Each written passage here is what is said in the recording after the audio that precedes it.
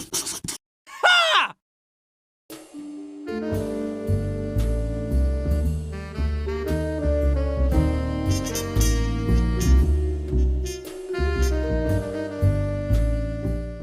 And here we go again. Last episode ended with a rundown of Avengers number 200, the story of Ms. Marvel being kidnapped, brainwashed, impregnated against her will, and sent back to Earth to give birth to a reborn duplicate of the guy who kidnapped and pretty much raped her, whom she promptly fell madly in love and jetted off to another dimension with, while the Avengers did all to stop or even really question it. Yeah.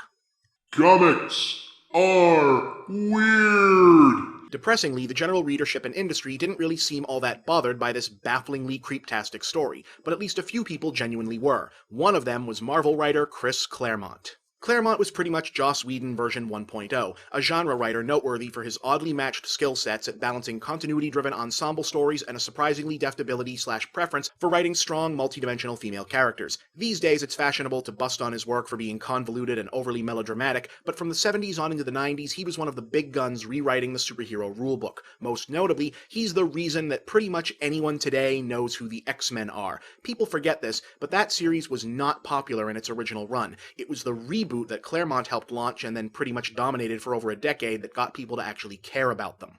But before the Mutants, Claremont had been a writer on Ms. Marvel's short-lived solo title, and he'd remained fond of her, so when he saw what had been done to the character in the now infamous Marcus story, he made it his personal mission to rescue her from editorial oblivion, a mission that began with writing Avengers Annual number 10 in 1981. It was an Avengers vs. Brotherhood of Evil Mutant story, with the bad guys currently led by Mystique, a character Claremont himself had created back in the original Ms. Marvel series. But the real focus turned out to be the secondary storylines, the mysterious discovery of a depowered Carol Danvers, aka Ms. Marvel, by Spider-Woman, and the debut of Mystique's new henchwoman Rogue, who was responsible for the aforementioned draining of Ms. Marvel's powers. Yeah, quick digression. Yes, Rogue started out as a bad guy working for Mystique, and in the comics she can take powers from anybody, not just other mutants. If you were ever wondering why the later good guy version of Rogue that most people know from the 90s comics and the Fox cartoon was also super strong and could fly, this is why. She had permanently absorbed Ms. Marvel's superpowers. And here comes the big save. It turns out that Ms. Marvel had been back from limbo, short version Marcus is dead, for some time, but never contacted the Avengers.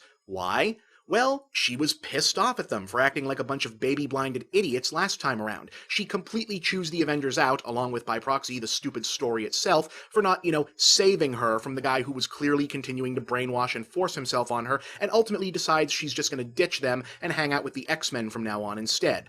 That's a burn. Mr. Claremont, take a bow. Oh, but he wasn't done yet. In her capacity as the X-Men's new no-powers human buddy, Carol Danvers got caught up in one of their many, many outer space adventures and wound up transformed into an even more powerful new character called Binary, who subsequently hooked up with the Starjammers. Yes, that's what they're called, a team of heroic space pirates led by Corsair, who is actually Christopher Summers, the long-lost father of Cyclops and Havoc and I've Gone Cross-Eyed.